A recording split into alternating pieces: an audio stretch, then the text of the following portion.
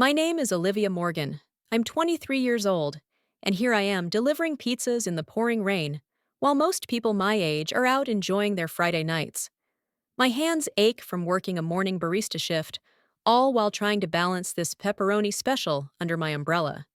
Meanwhile, my brother Ethan is probably somewhere at a club, recklessly spending our parents' money without a care. The rules have always been different for us. His path was paved with opportunities.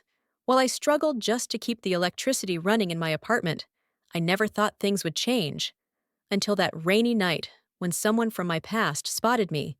But before I dive into how I went from delivering soggy pizzas to completely turning my life around, tell me where you're watching from and hit subscribe if you've ever felt like the underdog in your own family.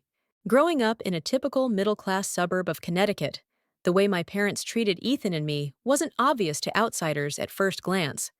Our house on Maple Street had 4 bedrooms, a tidy front yard, and all the trappings of the American dream. My dad, Richard, worked as a regional manager for an insurance company, and my mom, Sophia, gave piano lessons right from our living room. We weren't rich, but we weren't struggling either, at least financially. The favoritism showed up in small, subtle ways at first. When I was 7, I spent a whole weekend painting a watercolor of our family. For a school art show, I earned second place. But my parents missed the ceremony because Ethan had a little league game. My certificate was shoved somewhere in a drawer, while his sports trophies took up the entire mantel. "We have to support your brother," my mom would say softly whenever I voiced my disappointment. "Boys have it harder these days. They need more encouragement." By the time I turned 12, the pattern was impossible to ignore. Ethan's birthday parties were grand affairs with hired entertainers and custom cakes. Mine were afterthoughts, usually just a dinner out if I was lucky. When I asked about this, my dad would tousle my hair and say, "You're so independent, Olivia. You don't need all that fuss." Their words became a prophecy. I learned to be independent because I had no other choice. I started babysitting at 13, saving every penny while Ethan got an allowance just for existing. I taught myself Photoshop on library computers because art classes were too pricey. Yet somehow there was always money for Ethan's hockey gear. The unfairness hit me hard when we turned 16. For Ethan's 16th birthday, my parents surprised him with a used but decent Honda Civic. When my birthday rolled around 6 months later, my dad handed me a bus schedule and information about work permits. "We want you to learn responsibility," he said. "You'll appreciate it more if you earn it yourself." I worked weekends and summers for almost 2 years before I could afford a 15-year-old Toyota with shaky brakes and no air conditioning. Meanwhile, when Ethan dented his car at a party, my parents fixed it without a single scolding. Planning for college was the worst. Throughout high school, I maintained a 3.9 GPA while working part-time, joined every free extracurricular I could fit between shifts, and studied late into the night. My dream was to attend Parsons School of Design for graphic design. When acceptance letters came, I received a partial scholarship, not enough to cover tuition. "We've been saving for both your educations," my mom promised for years. But when the time came, I found out my college fund had been borrowed to finance Ethan's first business, an app for rating craft beers that never got off the ground. He'd dropped out of community college after one semester to chase entrepreneurship. "It's an investment in his future," my dad said. "You can take out loans. With your grades, you'll be fine." I ended up at the state university, drowning in student debt while working 30 hours a week. Ethan bounced from one startup to the next, each funded by our parents, and each failing because he lacked commitment. Through it all, one person remained a mystery in our family: Uncle Raymond, my dad's older brother. He vanished when I was 14 after a huge fight with my father. I remember hearing yelling behind closed doors, words like irresponsible and betrayal floating through the house. After that, we never spoke of him again. Photos with him disappeared. When I asked, my dad immediately changed the subject. "Some people just don't belong in your life," he said firmly. The breaking point came during Thanksgiving of my sophomore year in college. Exhausted from midterms and picking up extra shifts to pay for textbooks, I sat at dinner as my parents announced they were helping Ethan lease office space for his second failed startup revival. "This one's really going to take off," Ethan bragged, ignoring how his first venture had drained my college fund. When I quietly mentioned struggling to afford next semester's tuition, my mom patted my hand and said, "Maybe you should consider taking a semester off to save up."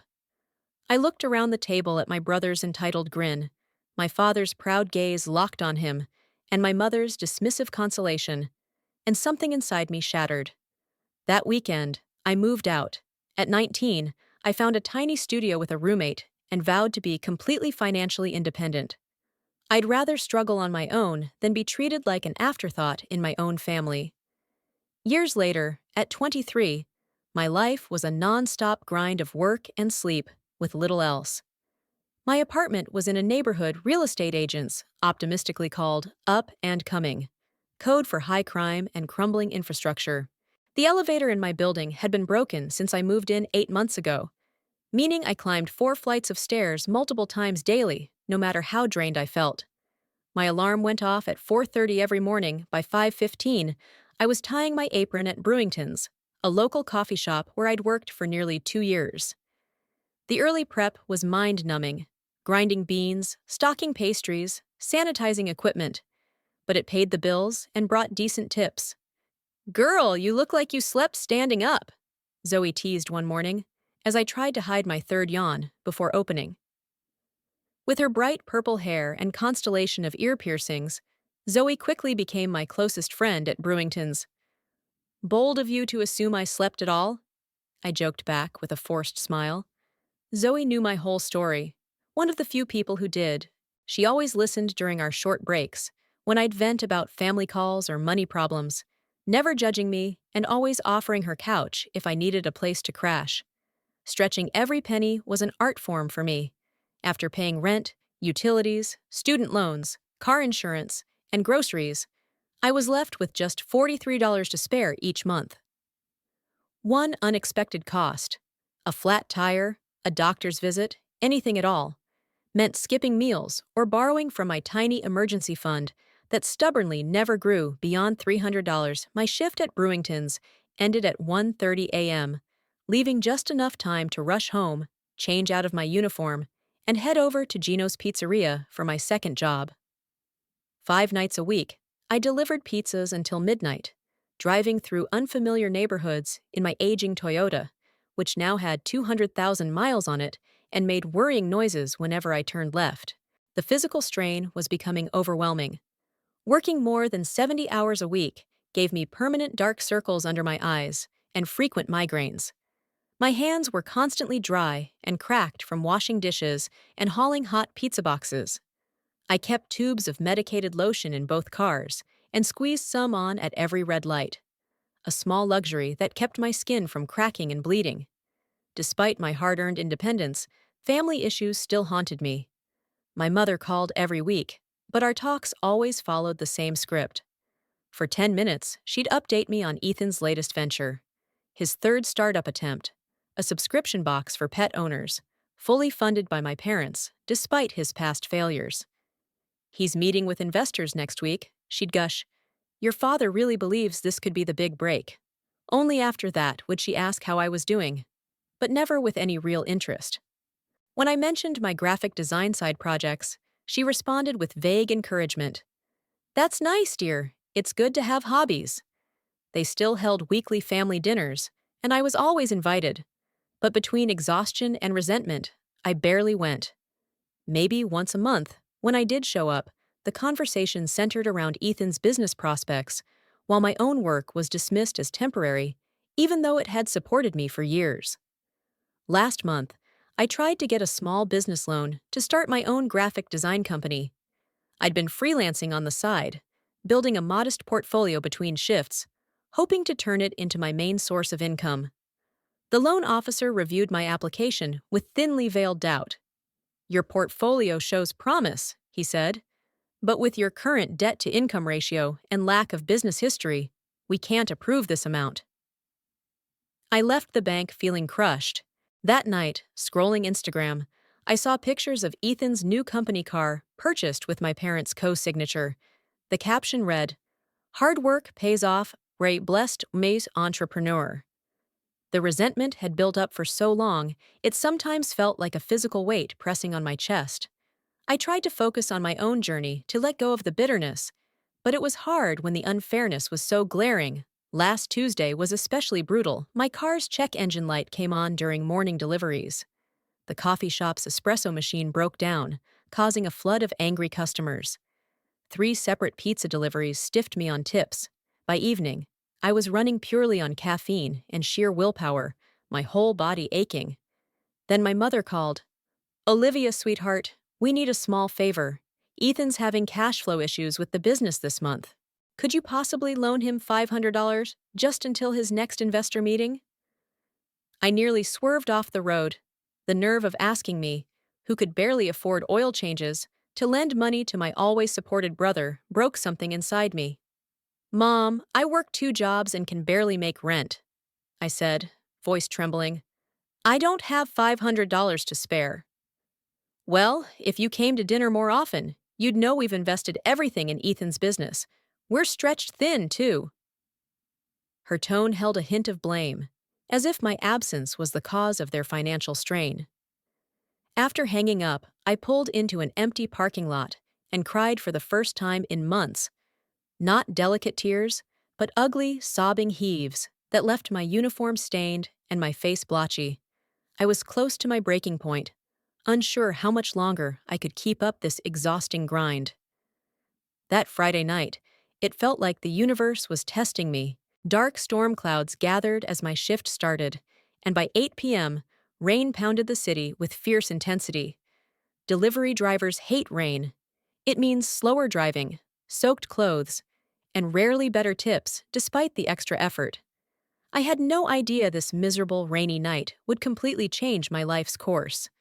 The final delivery's address was in an upscale neighborhood where million-dollar homes sat behind manicured hedges I'd delivered here before. The wealthy rarely tipped any better than middle-class customers, despite their obvious wealth. This particular house was alive with the sounds of a party. Music thumped as I balanced 4 extra-large pizzas under my umbrella, which was barely holding up. My uniform was soaked through, sneakers squelching with each step across the cobblestone walkway. A guy in his 20s, wearing a backward baseball cap and holding a beer, opened the door. He looked me up and down with amused surprise at my drenched state. "Pizza's here," he called over his shoulder to the party inside. Then he turned back to me. "How much?"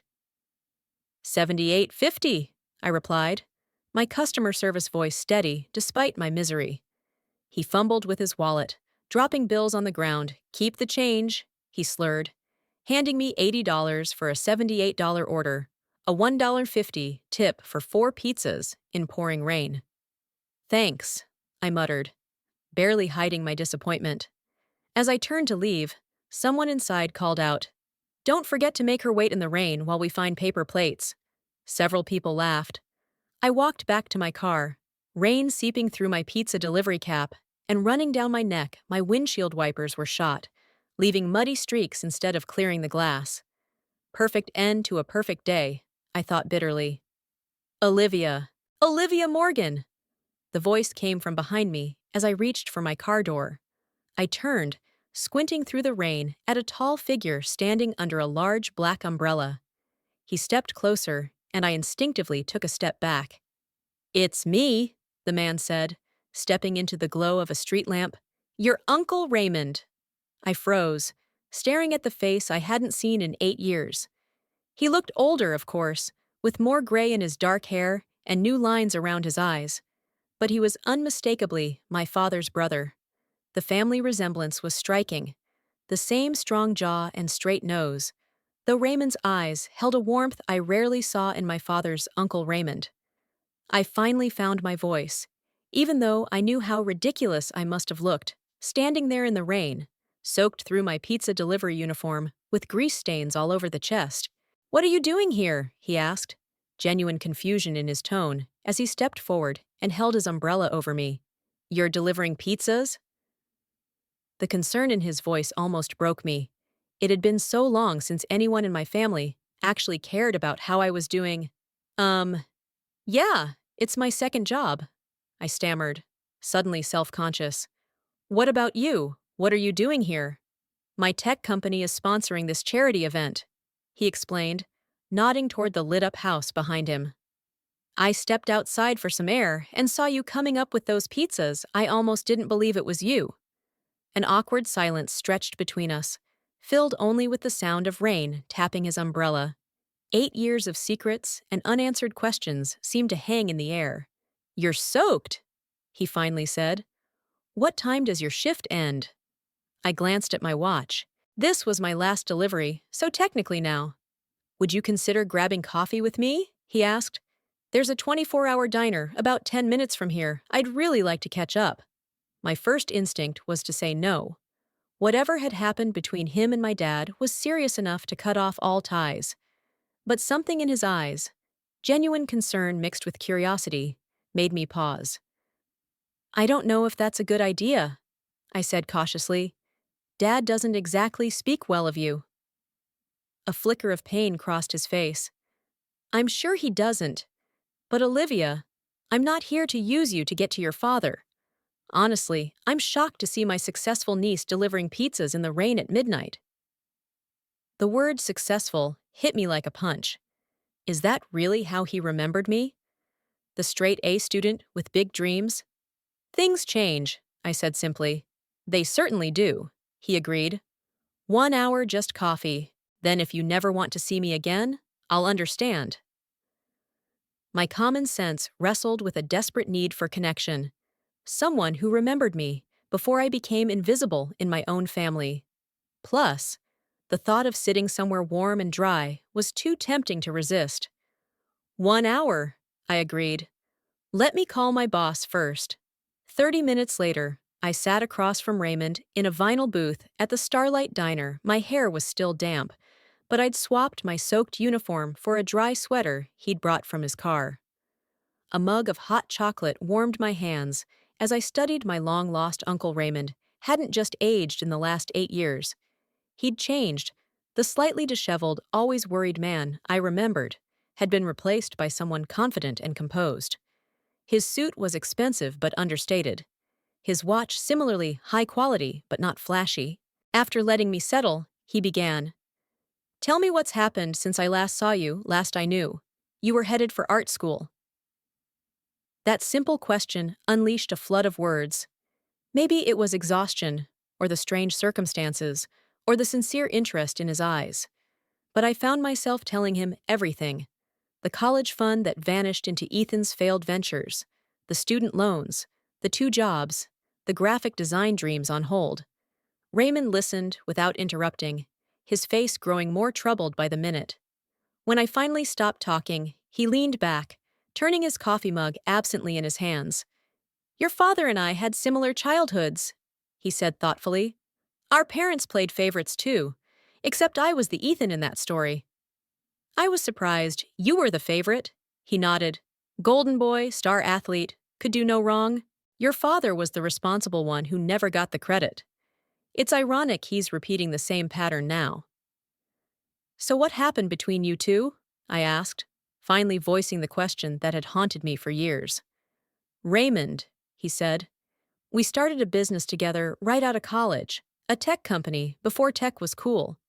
Your father wanted to take a path that involved cutting corners and deals that weren't exactly ethical. I disagreed. Things got ugly, I bought him out, and the company eventually became wildly successful. He paused. He's never forgiven me for being right.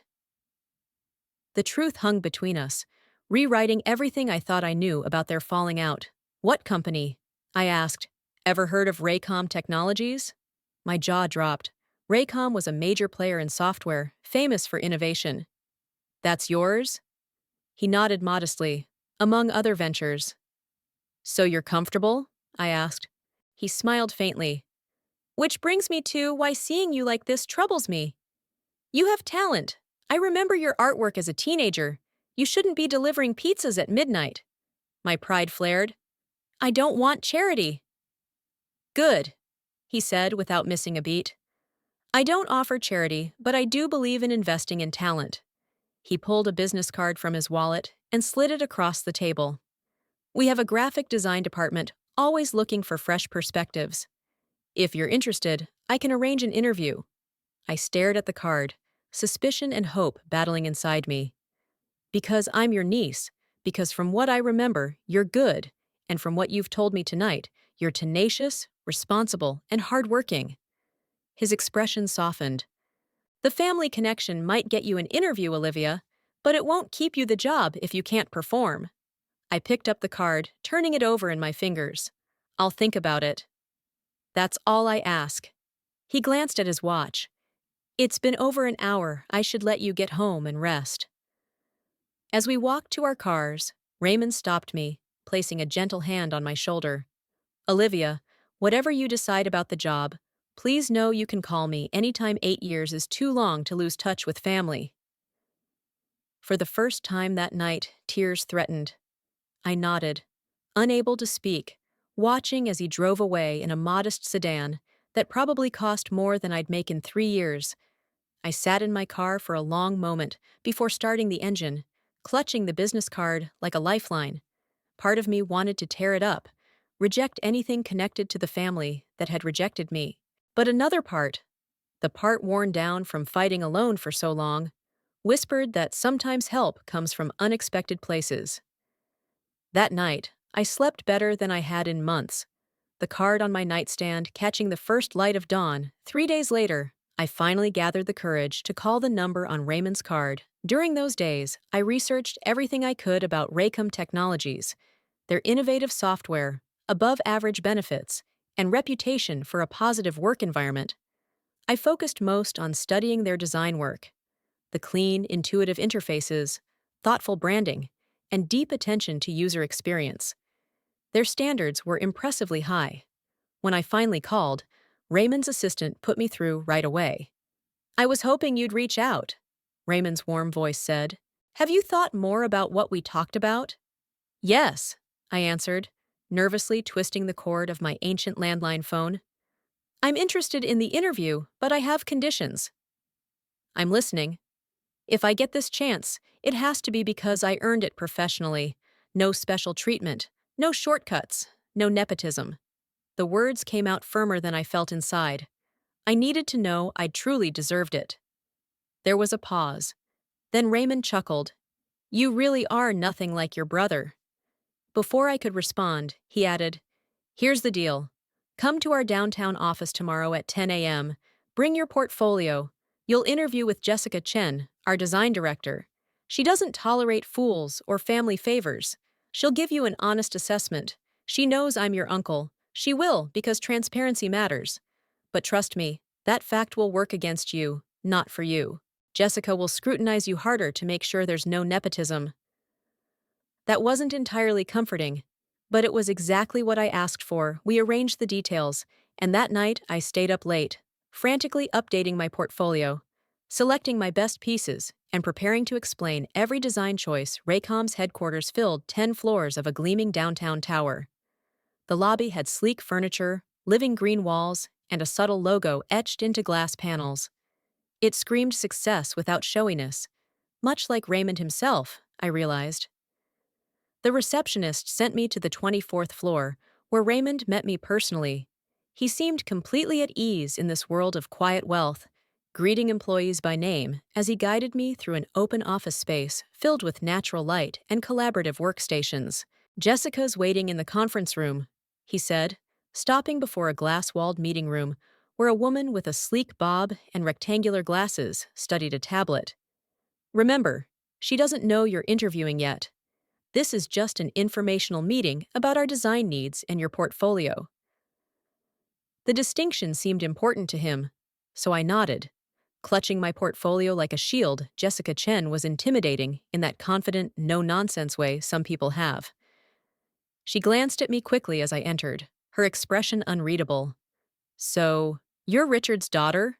She said after introductions, mentioning my father without warmth or judgment. Just fact. Yes, but I'm here on my own merit, I replied, maybe a bit defensively. One eyebrow lifted slightly. We'll see. She turned to Raymond. I'll take it from here. Raymond nodded and left us alone. For the next hour, Jessica methodically reviewed my portfolio, asking sharp questions about my process, influences, and technical skills. She wasn't trying to be encouraging or friendly, but her questions were insightful and challenging, forcing me to clearly explain my design philosophy better than I ever had before. Your typography needs work, she said bluntly, pointing to a poster design. But your color theory is strong, and you have good instincts for visual hierarchy. She tapped a branding concept I'd created for a local bakery. This shows promise. By the end of the meeting, my nerves had shifted to a strange exhilaration. Jessica's critique was the most professional feedback I'd ever gotten, free from the usual condescension or dismissal I was used to. We have a paid internship program, she said, closing my portfolio. 3 months with the possibility of a permanent position afterward. You'll work directly with our design team on real projects. No coffee runs. She fixed me with a piercing stare. Raymond wants me to hire you outright, but I don't operate that way. Family or no family, I won't bend my standards. I wouldn't want you to either. I understand, I said. The internship starts next Monday, 9 to 5. Business casual. Can you manage that with your other jobs? My heart was racing. This was really happening. I'll make it work. Good. She handed me a folder with paperwork. Fill these out before you leave today, and Olivia. Her expression softened just a little. Your work shows talent, but it needs discipline and mentorship. That's what we offer here. Whether you succeed is entirely up to you. Leaving that meeting felt like floating. For the first time in years, someone was giving me a chance because they saw real potential.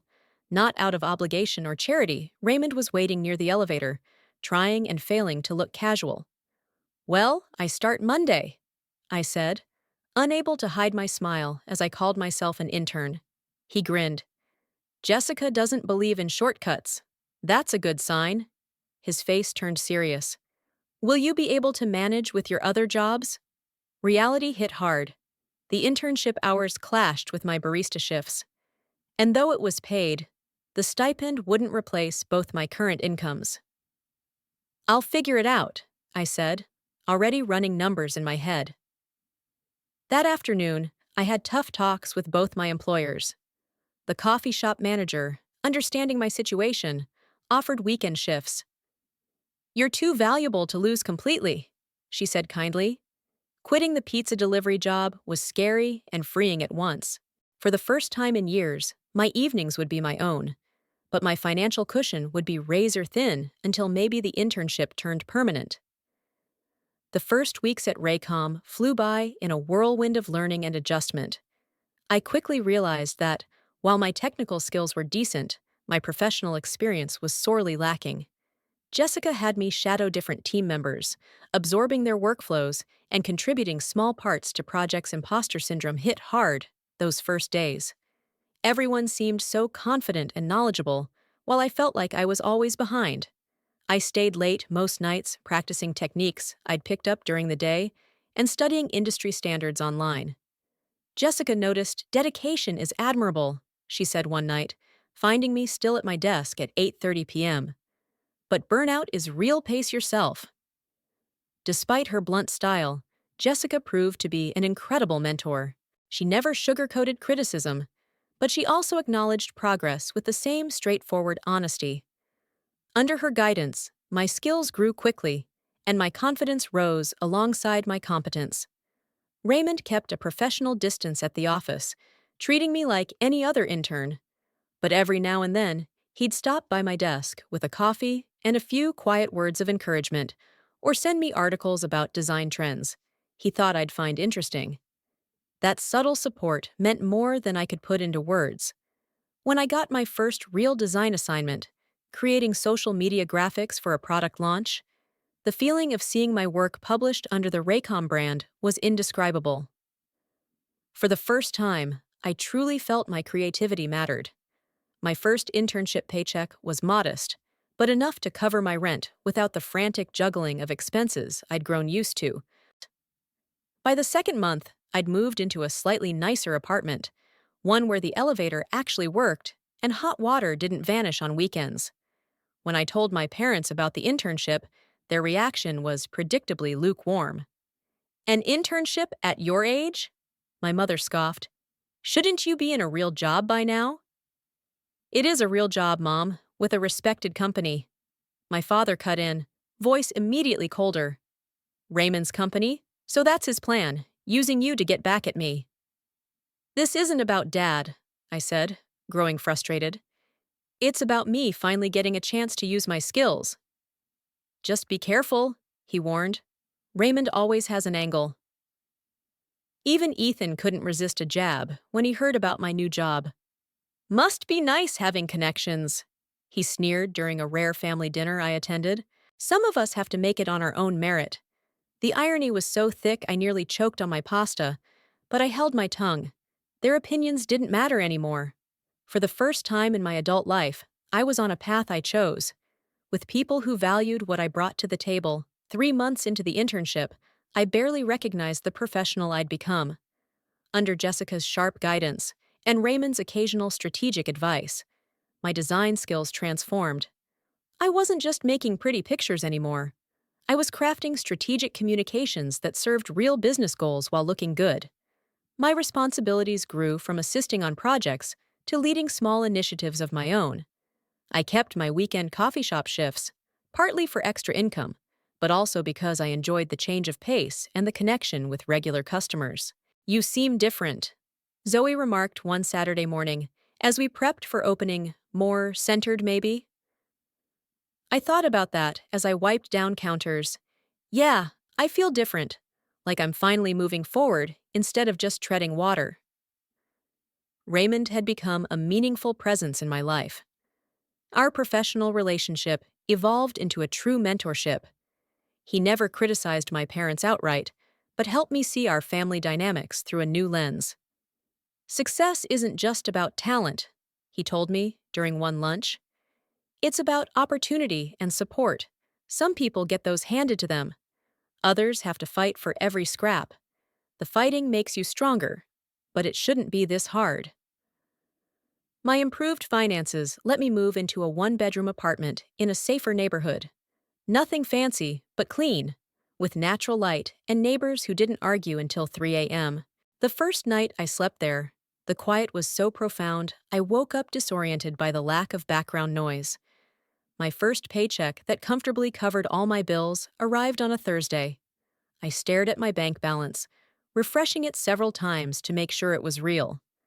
After paying rent, utilities, and student loans, I still had money left. Actual discretionary cash, not just survival money. I celebrated by buying fresh flowers for my apartment and a professional outfit that wasn't thrift store secondhand. Distancing myself from my family's toxicity helped me see their behavior clearly. I started setting boundaries, limiting calls with my mother to once a week, and declining dinner invitations when I needed space. That didn't go unnoticed. You never have time for family anymore, my mother complained during a call. Success is changing you. I'm still the same person, Mom, I said firmly. I'm just not available on demand. The real conflict erupted when Ethan's latest business venture ran into trouble. His subscription box for pet owners, backed by my parents, launched, but quickly lost customers after the novelty faded. One evening, my phone rang. It was my father, which was unusual enough to put me on alert. Olivia, he began without preamble, your brother needs temporary help. His business is having cash flow issues. I'm sorry to hear that, I replied cautiously.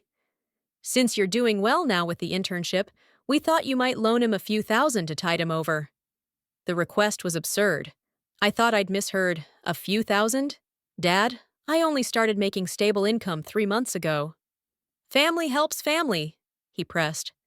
You know we'd do the same for you. A bitter laugh escaped me before I could stop it. Would you? Because I don't recall any help when I was working 2 jobs just to survive. That was different. You chose that path. I didn't choose to have my college fund drained for Ethan. I didn't choose to be the only one expected to stand alone while he got endless bailouts. His voice hardened. This attitude is Raymond's influence, isn't it? He's jealous of family loyalty. The accusation lit a fire inside me. This isn't about Uncle Raymond. This is years of unequal standards between Ethan and me. You're being selfish, Olivia, after everything we've done for you. That was it. The breaking point. Years of suppressed feelings exploded. What exactly have you done for me, Dad? Name one sacrifice you made for me, like you do for Ethan. His silence said it all. I thought so, I said quietly. I won't be loaning money to Ethan. I'm still recovering from years of financial struggle you never acknowledged. The conversation ended in my father's cold disappointment, a weight I was finally ready to shrug off. The next Sunday, despite doubts, I went to family dinner. Partly to show I wasn't afraid, partly hoping for reconciliation. It was a mistake. Tension filled the room the moment I arrived. My mother's usual warm greeting was replaced with cool politeness. My father barely acknowledged me. Ethan sat smugly in his usual seat, clearly tipped off about my so-called selfishness. Dinner dragged on with stiff, awkward conversation until my mother casually brought up Raymond. I hear his company is doing very well, she said, forcing a light tone. They've expanded into 3 new markets this year. Yes, I replied cautiously, sensing a trap but unwilling to lie. The growth has been impressive. My father slammed his fork against his plate. I suppose he's been filling your head with his version of our history. He barely mentions it, actually, I said. Unlike you, he doesn't seem interested in nursing old grudges. You have no idea what you're talking about, my father snapped. Raymond betrayed me. He stole my ideas, pushed me out of our company, and then had the nerve to succeed with my concepts. That's not how he tells it, I answered evenly. Of course not. He's always been manipulative, and now he's using you to get back at me. I set down my utensils, suddenly tired of the whole charade. Dad, have you ever thought that he hired me because I'm qualified? That not everything revolves around your feud? You wouldn't even know him if not for me, my father shot back. True, I said. Just like I wouldn't know what it feels like to be overlooked in favor of my brother, if not for you. Silence fell. My mother's eyes widened in shock. Ethan shifted uncomfortably, and my father's face flushed dark red. Is that really how you feel? My mother asked softly. How could I feel any other way? Look at this objectively. Ethan fails repeatedly with your financial support. I work myself to exhaustion without asking for help. Finally, I get an opportunity on my own merit. And the first thing you do is ask me to bail him out again with my hard-earned money. We've always treated you both equally, my father insisted, but his voice lacked conviction. Dad, you know that's not true. You've never even tried to hide the favoritism. Ethan finally spoke up defensively. It's not my fault they help me more. No, it's not your fault. I surprised him by agreeing. It's their choice, but it's your responsibility to recognize the privilege and stop taking it for granted. The rest of dinner passed in uncomfortable silence. As I prepared to leave, my father stopped me at the door. Raymond destroyed our family business, he said, voice low and intense. He'll do the same to you when it suits him. I studied my father's face, seeing for the first time the insecurity beneath his anger. I'm sorry you believe that, but I won't let your grudge dictate my relationships. Driving home that night, I felt strangely lighter despite the conflict. Speaking my truth after years of silence was terrifying, but necessary. The next day, I called Raymond and asked to meet outside work. Over coffee at a quiet cafe, I asked about the feud with my father. I've only heard his side, I said. I want to hear yours. Raymond sighed deeply, running a hand through his graying hair. Your father and I had different visions for the company. He wanted quick profits, even if it meant cutting ethical corners. I wanted sustainable growth built on solid values. He looked me in the eye. The breaking point came when I found out he was altering financial reports to attract investors. When I confronted him, he called it creative accounting. I couldn't be part of that, so you bought him out. I gave him first chance to buy me out, Raymond added. When he couldn't raise the capital, I used everything I had to purchase his share. He took the money but never forgave me. His expression softened. Richard struggles to take responsibility for his choices. It's easier to blame others. The parallel to my father's relationship with Ethan was striking, a pattern of enabling, excusing, and avoiding hard truths. "Thank you for telling me," I said. "It helps make sense of a lot." That week at work, an exciting opportunity came my way. Jessica asked me to lead a major project, a complete rebrand for a regional healthcare provider. "It's beyond your current role," she admitted, "but I believe you're ready with proper supervision." The responsibility terrified and thrilled me. This wasn't a small task. It was high profile and could define my career. For the first time, self-doubt threatened to derail a golden chance. What if I failed? What if I proved my father right about Raymond's judgment? What if I wasn't talented, just lucky? Late one evening, staring at concept sketches that refused to come together, Raymond found me alone in the office. "Creative block?" he asked. Sitting beside me, I nodded miserably. "I'm not sure I'm ready for this." "You are," he said simply. "Jessica doesn't make recommendations lightly. She sees what you're capable of, even when you don't." "But what if I fail?" "Then you learn and do better next time." His smile was gentle. "Failure isn't fatal, Olivia. It's just data." That perspective, so different from my father's perfectionism, gave me permission to take risks. The next morning, I started fresh, approaching the healthcare branding from a patient-centered perspective that resonated deeply. The project became a turning point, pushing me to synthesize all I'd learned and find my unique voice as a designer.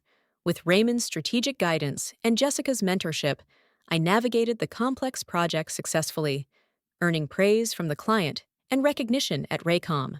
More importantly, I proved I belonged, not as Raymond's niece or Richard's daughter, but as Olivia Morgan, designer in my own right. 6 months into my time at Raycom, the healthcare rebrand success led to an unexpected meeting. Jessica called me into her office. "Raymond there too," expression neutral.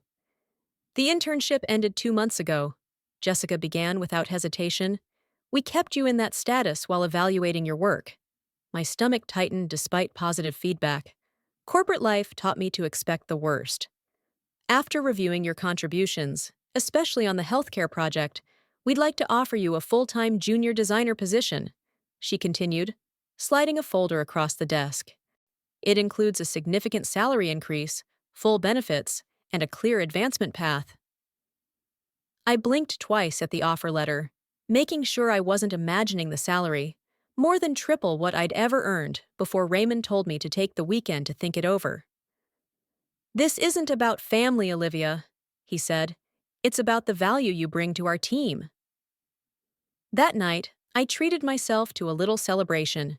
Dinner at an actual restaurant, instead of the usual takeout eaten at my desk. I picked a new spot downtown, with great reviews, and indulged in a proper meal, appetizer and dessert included. As I savored the last bites of chocolate mousse, a familiar voice called my name. Looking up, I saw Ethan approaching, accompanied by a woman I didn't know. "Thought that was you," he said, his smile lacking warmth. "Mind if we join you for a minute?" Before I could answer, they sat down. The woman, Melissa, his new girlfriend, quickly excused herself to the restroom, leaving us alone. "Celebrating something?" Ethan asked, eyeing my dessert and wine. "Job offer," I said, keeping my tone even. "Full-time position at Raycom." "Good for you," he said, but his expression tightened. He glanced to see if Melissa was still away, then leaned in.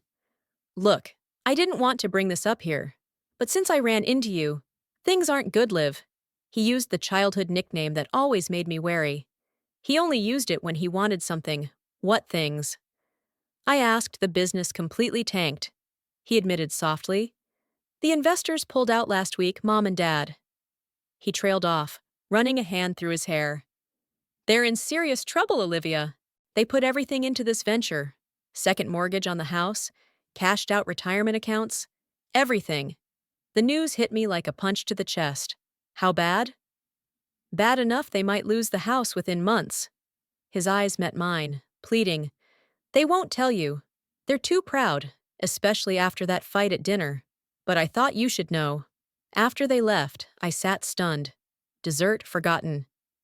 My parents had always seemed financially secure. The idea of them facing ruin was unimaginable. Despite our strained ties, the thought of them losing their home of 30 years weighed heavily on me. The next morning, I drove to their house unannounced. Changes were subtle but telling. The usually pristine lawn needed mowing, flower beds were neglected, and my father's prized car was gone. My mother opened the door wearing a faded house dress, hair pulled back messily, a stark contrast to her usual meticulous self.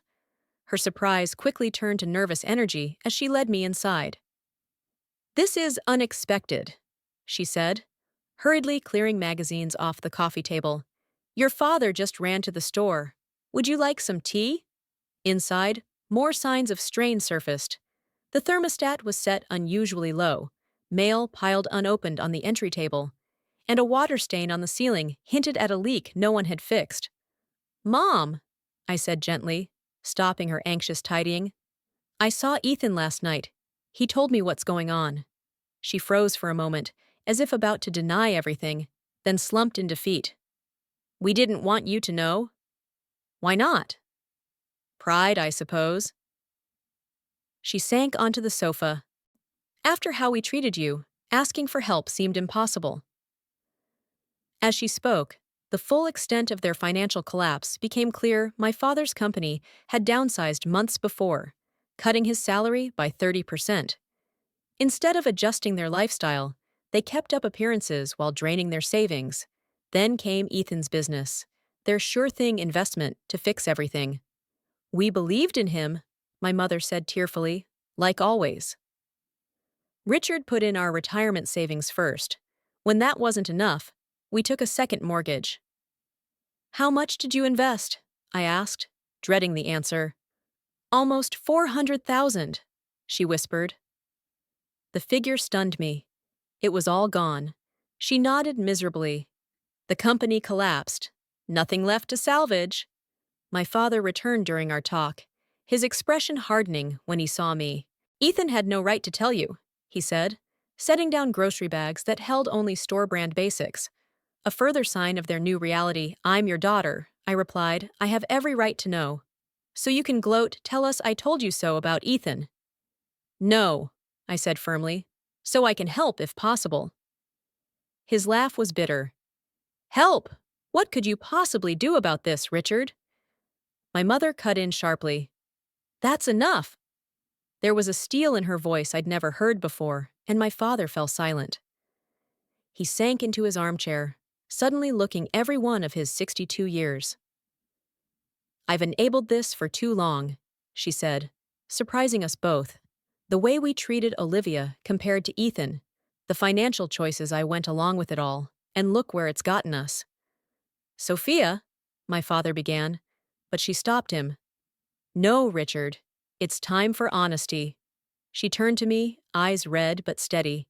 "When you were born, your father was so sure you'd be another boy. He'd already planned fishing trips and baseball games. When the nurse said it was a girl, I saw his disappointment. I've spent 23 years trying to make up for that moment, letting him favor Ethan to compensate. That was wrong." My father stared at her, shock plain on his face. "That's not true, I never—" "It is true," she insisted. "You may not have realized it, but I did. And I allowed it, because it was easier than confronting you." She reached for my hand. "I'm sorry, Olivia. We failed you." Her raw honesty left me speechless. For years, I'd thought my mother simply followed my father's lead in favoring Ethan. Knowing she'd recognized the injustice all along, but chose to enable it, added new complexity to my childhood memories. "There's something else you should know," my mother continued after a pause, "about Raymond and your father." My father stood abruptly. "Sophia, don't." "She deserves the truth," my mother said firmly. "Raymond tried to warn us about investing in Ethan's ventures years ago. Back when you were in college, and we used your fund for Ethan's first business, Raymond came to us after he found out he offered to replace your college fund himself." What? I turned to my father in disbelief. We refused, my mother went on. Your father saw it as charity, and Raymond showing off his success. She sighed deeply. The fight they had. Raymond said we were repeating the patterns from their childhood, creating another generation of inequality. Your father threw him out, told him never to contact us again. The revelations stunned me into silence. All these years, I'd thought their feud was just about business disagreements. The truth that Raymond had tried to step in on my behalf changed everything I thought I knew. Is that true? I finally asked my father. He wouldn't meet my eyes. He had no right to interfere with how we raised our children. He was trying to help me, I said, realization dawning slowly. And you rejected it out of pride. The three of us sat in heavy silence. Years of family tension suddenly laid bare. My father's bitterness toward his more successful brother. My mother's quiet complicity. The pattern of favoritism that shaped my entire life. I need some air, I said at last, rising from the couch. Outside on the porch, I called Raymond. Can we meet? There's something important we need to discuss. That evening, in a quiet park by the river, I told Raymond everything. My parents' financial disaster, my mother's confessions, the revelation about his offer years ago. Why didn't you tell me you tried to replace my college fund? I asked. He sighed, watching the sunset dance on the water. What good would it have done? It would have seemed like I was turning you against your father. But all these years, I thought you believed I abandoned you too. His eyes were sad when they met mine. I'm sorry for that. After your father cut contact, I reached out a few times, but you never replied. I assumed you wanted nothing to do with me. I never got any messages, I said, the pieces falling into place. They must have intercepted them. Raymond nodded thoughtfully. Your father and I have always had a complicated relationship. He resented me for being the favorite of our parents, then resented me more for succeeding after he left our company. But Olivia, despite everything, he's still my brother, and still your father. A father who put pride over my education, I said bitterly. Yes, Raymond admitted, but also a man trapped in patterns learned from his own father. That doesn't excuse his behavior, but it might explain it. We sat quietly as darkness fell around us. Finally, I asked what had been on my mind since learning the truth. What would you do if you were me? Raymond considered carefully. I'd probably help them, but with conditions, breaking destructive cycles takes more than money. It requires real change. He paused. Whatever you decide, I'll support you. This is your choice, not mine. That conversation gave me the clarity I desperately needed. In the following days, I made a plan. Not just to address my parents' crisis, but to begin healing the deeper family wounds 6 months after discovering their financial collapse. I stood in my new office at Raycom, arranging family photos on the credenza behind my desk. The glass-framed certificate promoting me to senior designer still felt surreal, especially given that just a year ago, I was delivering pizzas in the rain. My career had soared beyond my wildest dreams. The healthcare rebranding project had won an industry award, solidifying my reputation at the company. More importantly, I developed confidence no external validation could give. Jessica still pushed me hard. But now, as a respected colleague, rather than a tentative intern, my personal transformation was just as profound. The exhausted, resentful girl delivering pizzas had become someone who met challenges head-on, set healthy boundaries, and valued herself beyond family approval. After much thought, I decided to help my parents, but on terms requiring real change, not enabling dysfunction. The first step was hiring a financial advisor, specializing in retirement crises. I paid for the consultation myself, a non-negotiable condition of my help. The advisor's assessment was sobering but hopeful. With major lifestyle changes and a structured repayment plan, my parents could avoid losing their house, though their retirement would be delayed. I lent a portion of my savings to stabilize their immediate situation, but as a formal loan with clear terms, not an open-ended bailout. My most controversial rule: Ethan had to get a real job and contribute to fixing the family's problems. No more startups funded by parents who couldn't afford it. No more freeloading while chasing the next big idea. That's unfair, Ethan protested during a tense family meeting. You're punishing me for trying. I'm not punishing you, I said calmly. I'm asking you to take responsibility. You accepted money you knew they couldn't afford to give. It took 3 weeks of sulking before Ethan finally accepted reality. Taking an entry-level marketing job, the regular paycheck and structure were foreign to him at first. But slowly, something surprising happened. He began to take pride in earning his own way. The hardest part of my plan was insisting on family therapy. My father flat out refused at first, seeing it as admitting failure. But my mother had reached her limit. We're doing this, Richard, she said firmly. If not for us, then for our kids, we've damaged them both. Weekly sessions with Dr. Winters, a therapist specializing in adult parent-child relationships, became the foundation for healing decades of pain. We began unraveling the tangled dynamics that shaped our family. My father's journey was especially hard. Accepting his favoritism meant facing his own childhood wounds, the endless comparison to Raymond, feeling he'd never measure up. I didn't want Ethan to feel what I felt growing up, he admitted during a raw session. But I made Olivia feel exactly that. That admission, his first direct acknowledgement of the pattern, marked a turning point. Progress wasn't steady. There were setbacks and tough talks, but the path slowly moved toward understanding. My mother worked hard to rebuild our relationship, from small gestures like calling, just to check on me without mentioning Ethan, to openly admitting how her silence enabled the unequal treatment.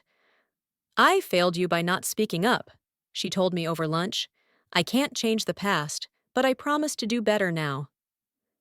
Ethan's growth was perhaps the biggest surprise. Stripped of the cushion of parental bailouts, Ethan initially struggled with the demands of regular employment. There were missed deadlines, clashes with supervisors, and late-night calls lamenting the unfairness of it all.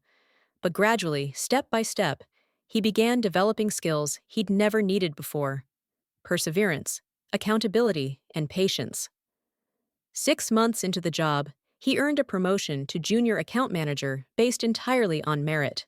The pride in this accomplishment was genuine and far removed from his former hollow bravado. It's weird, he confessed during one of our newly established monthly sibling dinners. But earning something feels better somehow, even if it's smaller than what I'd hoped for with the business. Meanwhile, Raymond's gradual reconciliation with my father brought another layer of healing to our family. It started with small steps: Raymond attending a therapy session at my request, my father accepting an invitation to tour Raycom's offices. Old wounds didn't vanish overnight, but the brothers slowly began rebuilding a relationship based on who they were now, rather than their past.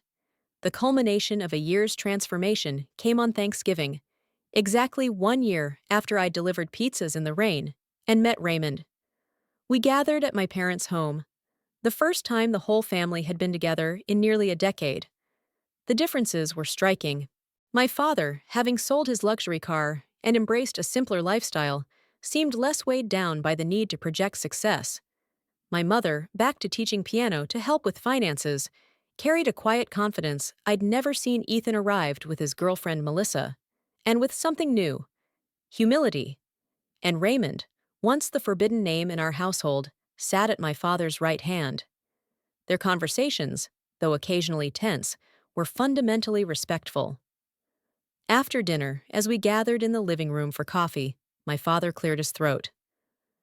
"I'd like to say something," he began hesitantly. "This past year has been hard.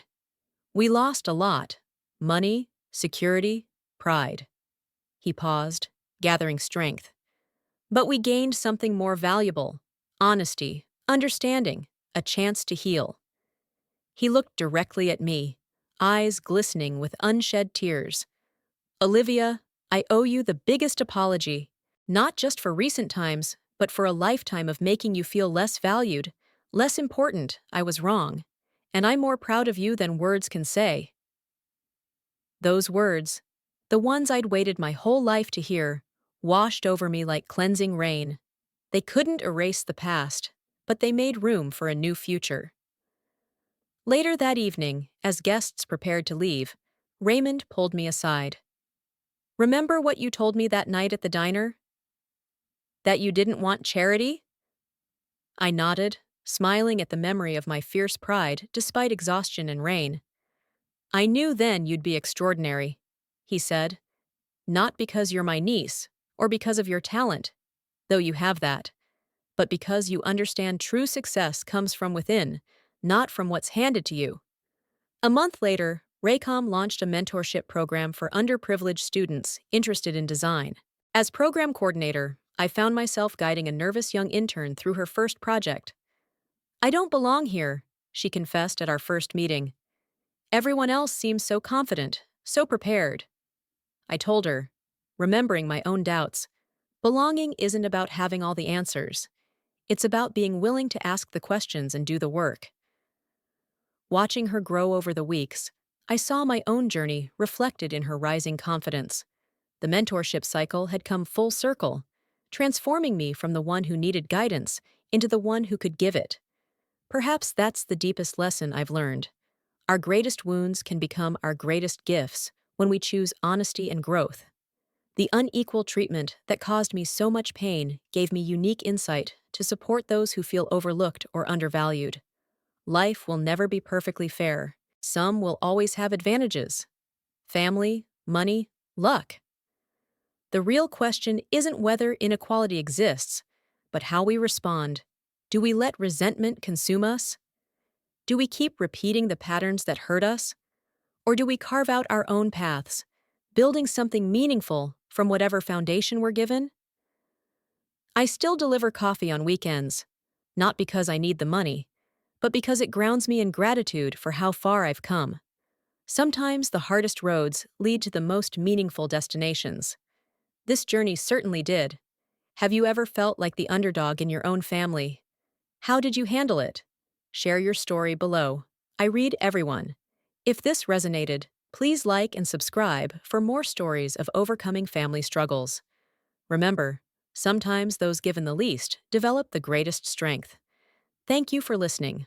I hope my story brings comfort as you find your own way.